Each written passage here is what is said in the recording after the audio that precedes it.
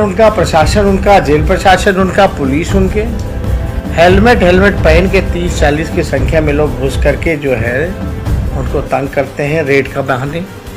इसलिए डराने धमकाने का काम लगातार नीतीश जी और उनके मंत्री और उनके सरकारी कुछ चंद अधिकारी जो है लगातार कोशिश कर रहे हैं। लेकिन जो भी मोबाइल जेल में पकड़ा गया, अधिकांश सारे मोबाइल जो है मेरे पिताजी के नाम पे इन लोगों ने गलत चलत करके उन्हीं के नाम पे जो है ये करवा दिया। तो लगातार जो है हम लोग संपर्क में हैं और इसी हिसाब से हम लोग काम कर रहे हैं। तो हम लोग पूरी तरीके से निश्चिंत हैं, हमारी जीत तय है। अब आप देखिए क्या क्या हथकंडे नहीं अपना गया। अभी चेतन हमारे साथ है, इनके पिता को लेकर के नीतीश जी ने क्या कहा था ये मिलर हाई स्कूल में कि हमारे साथी रहे, हमारे मित्र हैं, जितना चिंता आपको है उससे ज़्यादा चिंता हमको है और इनके लिए हर एक संभव प्रयास वो कर रहे हैं। ये नीतीश जी की बोली है। अब सरकार उनका, प्रशासन उनका, जेल प्रशासन उनका, पुलिस उनके, हेलमेट पहन के 30-40 की संख्या में लोग घुस करके जो है उनको तंग करते हैं रेड का बहाने। फ्रॉड एक रेड माना जाता है क्योंकि लगातार, क्योंकि हमारे पार्टी के विधायक शिवहर से जीते हैं, लवली आनंद जी भी हमारी पार्टी की नेत्री हैं, वो भी लगातार चुनाव प्रचार में हैं। उनको डर था कि इन लोगों के जाने से चुनाव में मतदाता जो है, जो राष्ट्रीय जनता दल के प्रति आकर्षण जिनका हो रहा है, कहीं उनके लिए मुसीबत ना बन जाए। इसलिए डराने धमकाने का काम लगातार नीतीश जी और उनके मंत्री और उनके सरकारी कुछ चंद अधिकारी जो है लगातार कोशिश कर रहे हैं। ये लेसी सिंह जो हैं मीटिंग कर रही हैं डीलरों का, एक ऑडियो रिकॉर्डिंग भी हम लोगों ने जारी किया है। भाई अधिकारी फ़ोन करके बोल रहा क्यों जा रहे हो, क्या है, जहाँ डीलर कह रहे हैं कि भाई आप इलेक्शन कमीशन से नोटिफिकेशन निकलवा दीजिए कि हम किसी चुनाव के प्रचार में नहीं जा सकते। पहन करके पुलिस वालों को घुसाया गया उसमें। और जेल का एक नियम होता है कि जब भी कोई पुलिस वाला अंदर जाता है चेकिंग करने के लिए, तो जेल की जो स्टाफ होती है, चाहे जेलर हो, सुपरिटेंडेंट हो या कोई भी हो, उनका काम होता है साथ जाना। लेकिन ऐसा कुछ भी नहीं हुआ, बिल्कुल जो है नियम और कानून की धज्जियां उड़ा दी गई। और उसके बाद जहां पर मेरे पिताजी थे भी नहीं, उस जगह से जो है मोबाइल अब ये लोग लेके आए कि वहां पर पहले से था, इसका टिप्पणी हम नहीं करेंगे।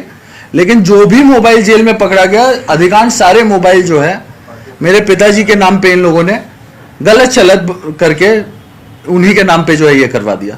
तो ये सब जो चाल ये लोग चलते हैं, और खास तौर पे आप लोग को याद होगा, हम लोग तो बच्चे थे, हाँ, नीतीश जी धरना पे बैठे थे कि आनंद मोहन जी निर्दोष हैं, हाँ 94 की बात कर रहे हैं, यही नीतीश जी थे ना। हाँ, और इन्होंने क्या किया, हाँ, ये सरकार जैसे ही मतलब आई तो सबसे पहले आनंद मोहन जी को जेल करवाया। उसके बाद जॉर्ज फर्नांडिस के साथ क्या हुआ, उसके बाद आप देखिए जितने भी, मतलब सही बात बोला जाता है कि अपना कोई ऐसा सगा नहीं है इनका जिनको इन्होंने ठगा नहीं है। और साथ ही साथ मैं ये भी बोलना चाहूंगा कि इनका पॉलिसी है कि साथ लो और साफ करो। सबसे पहले 2005 से लेकर के आज तक जो भी ट्रेंड चलता रहा, उसके बाद हमारे जो गार्जियन है लालू जी, उनके साथ क्या किया गया, उनके साथ भी यही हुआ कि पहले इन्होंने साथ लिया, सरकार बनाई, उसके बाद जो है उन्हें जेल करवा दिया। तो ये तो इनका ट्रेंड रहा है कि जो इनको साथ देता है वो जेल लिखा हुआ है कहीं ना कहीं। चेतन जी, क्या लगता है आप आरजेडी के साथ हैं इसलिए आपके परिवार को टॉर्चर किया जा रहा है सरकार की तरफ से? देखिए, इसका ऑफिशियल बयान भी हम लोगों ने, मतलब मेरे पिताजी ने एक खत भी लिखा था, उसमें साफ साफ लिखा हुआ है कि उनके ऊपर प्रेशर बनाया गया कि हम लोग अपने पार्टी का काम नहीं करें, हम लोग लोगों के बीच में घूमने नहीं जाए। और जब उस प्रेशर में होने के बावजूद हम लोग गए उधर घूमने के लिए, तो ये एक तरीके से इन लोगों ने बदला लेने का जो है ठान लिया। और ये बदले की जो भाव की ये लोग पॉलिटिक्स करते हैं, हम लोग तो बचपन से देखते हुए आ रहे हैं, 9th में हम थे, हाँ, उस समय से लेकर के आज तक मेरे पिताजी को निर्दोष होते हुए भी इस सरकार ने जो है किस तरीके से जेल में रखा, खुद बोलते हैं निर्दोष है और खुद जो है स्पीडी ट्रायल चला करके, आपको याद होगा, मैं बयान याद दिला देता हूं कि 2005 में इनका बयान निकला था कि आनंद मोहन जी के ऊपर स्पीडी ट्रायल चला करके फांसी की सजा दी जाएगी और उसके कुछ दिनों बाद ठीक वैसा ही हुआ। और ये बयान किसी और ने नहीं, उस समय के लॉ मिनिस्टर ने दिया था। तो ये ऐसी पॉलिटिक्स ये लोग करते हैं, तो इस सब से हम लोग डरने नहीं वाले हैं, घबराने नहीं वाले हैं। और तेजस्वी भैया का साथ मिला है, जनता जवाब देगी, जनता जवाब देगी।